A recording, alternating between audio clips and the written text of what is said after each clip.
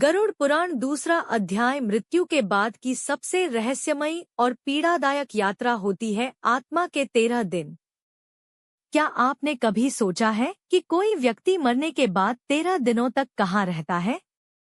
वो आत्मा क्या देखती है, क्या महसूस करती है?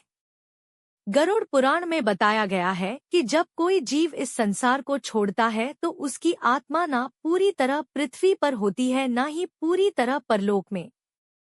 वह एक विचलित अवस्था में होती है, जहां हर दिन एक नया अनुभव, एक नई सजा, एक नया एहसास उसके सामने आता है।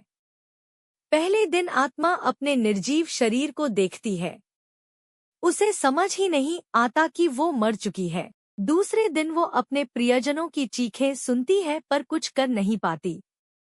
तीसरे से 5वें दिन तक उसे अपने कर्मों का हिसाब याद आने लगता है। वो हर उस पल को दोबारा जीती है जहां उसने किसी का दिल दुखाया था। 6ठे से 9वें दिन तक यमदूत उसके चारों ओर घूमते हैं और आत्मा भय, ग्लानि और अकेलेपन से कांपती है। और फिर 10 से 13वें दिन आत्मा को यमलोक के द्वार की झलक मिलने लगती है।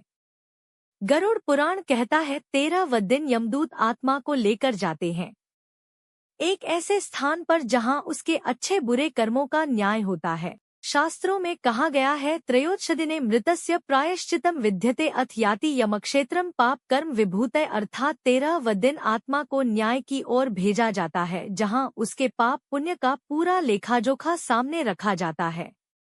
यही कारण है कि हमारे पूर्वज इन 13 दिनों को विशेष मानते हैं, क्योंकि यही वह समय होता है जब हम अपने प्रिय की आत्मा को शांति, श्रद्धा और प्रायश्चित से विदा करते हैं।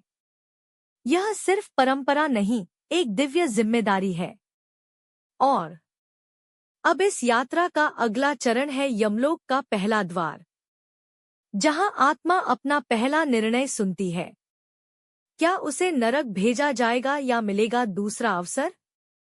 जानने के लिए जुड़े रहिए अगले अध्याय में। और अगर आपने इस रहस्यमय यात्रा को अब तक महसूस किया है तो इस ज्ञान को जरूर आगे बढ़ाएं।